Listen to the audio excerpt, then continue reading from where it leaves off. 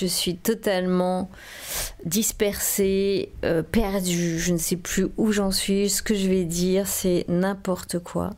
Je crois que j'ai envie de parler de la pornographie et j'ai envie d'y répondre pour moi, parce que je ne sais pas exactement ce que j'en pense. Donc je vais en parler sans maîtriser trop le sujet, faut le dire. Non, c'est pas hashtag position démissionnaire, c'est hashtag le syndrome de l'imposteur. C'est la mode, non? Bon, je vais mettre le mien. Je me mettrai hashtag syndrome de l'imposteur. Ok, let's go. Je fais le générique. Bon, c'est sympa ça. Pour le fait religieux, j'étais restée assez classique et dans l'expérimental aussi. Mais par contre, pour le porno, j'ai vraiment la flemme de lire des ouvrages. Donc, on va faire à la one again. La catharsis du pour. J'ai pas envie de rentrer là-dedans. J'ai pas envie de rentrer dans un débat, tout simplement. Soit ni pro pour porno, soit ni contre porno abolitionniste.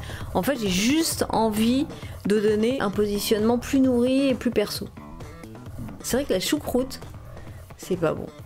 Je suis pas obligée de dire à tout le monde que vous avez pas le droit de manger de la choucroute parce que j'aime pas. Par contre, les chips à la récré, c'est dégueu aussi. Ça prête à soif. Mais tout est dégueu en fait.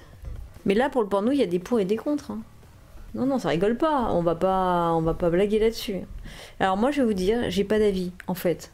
Comme j'ai pas d'avis, gros travail en perspective, mais j'ai l'impression que je vais pas y arriver. Bon, je tente. On passe à l'action et ensuite on compte le nombre de podcasts. Que dire, il y en aura 10, il y en aura 20, il y en aura peut-être 1 ou 0, peut-être ça va être raté. Bon, allez, on essaye de rentrer dans le sujet. Grand 1, le porno coco. J'ai la flemme de lire des ouvrages de philosophie. Je préfère aller lire des romans. J'ai la flemme. Oui, j'ai pas envie de rentrer dans la banalité de dire c'est mon corps, je fais ce que je veux, et c'est ton corps, tu fais ce que tu veux. Comme j'ai pas envie d'en parler, du coup, je vais en parler. Les conservateurs qui disent toujours qu'il faut interdire qu'il faut interdire la pornographie parce que ça donne des idées. Les gens, ils vont essayer de faire pareil sur leurs femmes. Ils le font déjà d'ailleurs. Mais ils vont essayer de faire pareil pour leurs femmes, et ça, c'est pas bien. Donc on arrête de donner des mauvaises idées aux gens. Il faut interdire. Comme il faut aussi interdire les films de guerre, parce qu'après, il y a la guerre en Ukraine. Voilà. Attends, je réfléchis, ce qu'il faudrait aussi interdire.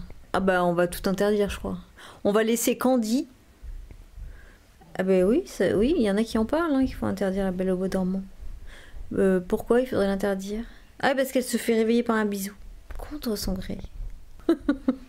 Blanche-Neige, c'est pornographique. C'est pas que c'est pas moral ou que c'est pas bien, c'est qu'en fait les femmes sont pas à l'égal des hommes. Et on a aussi voulu interdire le porno gay, donc quelque chose qui dérange plus profondément que le statut de la femme. Et c'est pas, à mon avis, c'est un faux problème de dire que c'est un problème d'égalité homme-femme. C'est plus profond. Préserver les enfants, d'accord, mais il y a des centres de détention pour mineurs qui sont extrêmement mauvais pour les enfants. Là, par contre, tout le monde s'en fout. Et le paternalisme, c'est qu'on condamne à l'idée qu'il pourrait se passer quelque chose de négatif, tu vois. C'est la peur des adultes. Certains adultes ont une peur panique de quelque chose, alors il faudrait qu'ils sachent pourquoi, et du coup, on condamne à la place des autres. Pour les autres, en fait, oui, c'est vraiment le côté paternaliste qu'on retrouve en fait dans tout ce qui est interdiction. Et là, on a un féminisme qui est paternaliste. Ah oui, c'est vrai qu'on parle de ce qu'on veut pas parler. J'imagine quand on va parler de ce qu'on veut parler. Ça va être dingue. C'est juste idiot, mais faut le dire, que les pays où la pornographie est interdite, c'est pas là où les femmes vivent le mieux. Non, mais c'est à noter quand même. Je pense qu'en Iran, la pornographie est interdite. C'est sûr. Et les femmes vivent bien. Alors, c'est idiot parce que c'est de la causalité, mais honnêtement, ça me fait un peu rire, j'adore. Ça reste entre nous. Patrick, il est au son, il me fait des clins d'œil en me disant attention, pas trop près du micro. Je sais pas si il faut que je fasse le parallèle avec les drogués, je te l'avais déjà dit d'ailleurs. Quand t'es drogué, t'as pas du tout envie d'arrêter en fait. Après tout le monde te dit mais c'est pas bien, t'es drogué. Je dis ouais mais moi j'adore être drogué. Par contre quand t'arrêtes d'être drogué, tu dis non c'est pas cool d'être drogué. Mais est-ce que c'est pour ça qu'il faut l'interdire? Non, il faut plutôt faire de la prévention, en parler avant ou proposer aux drogués des solutions. Mais tu peux pas interdire la drogue. C'est les drogués concernés qui en parlent. Et après quand ils sont plus drogués, à la rigueur c'est à eux d'aller voir les drogués et leur dire voilà moi je te conseille ci ça. Mais le plus insupportable quand je me droguais, c'était les non drogués sains de corps et d'esprit qui me faisaient la morale. Oh, putain, mais j'avais envie de les claquer. Parce qu'ils y connaissent rien en fait. Donc ils sont insupportables, ils te font de la leçon, quoi, la leçon de morale insupportable. C'est un peu la même chose, je pense, avec la pornographie. C'est-à-dire que des gens qui en ont jamais pratiqué ou qui sont pas dans ces milieux-là disent ce qu'ils pensent, complètement à côté de la plaque, quoi, je veux dire. C'est pas ça du tout, ou nous, c'est pas ça qu'on veut, ou on veut des lois pour, voilà. Et s'il y a une manipulation des victimes, il faudrait le prouver. Et la pornographie, c'est une expression de soi-même, on n'a pas parlé à la place de ceux qui la pratiquent. L'interdiction dans les salles, ça permet que ces acteurs soient mal payés, soient exploités. Et donc les producteurs font ce qu'ils veulent, on ne regarde pas ce qui se passe. Et plus ça sera visible, et plus on pourra appliquer les lois. Et donc il faut plutôt aller dans ce sens-là, à mon avis, mais c'est pas ce qui est fait. Plus il y aura de la visibilité sur ce sujet, et plus les personnes qui pratiquent seront bien traitées.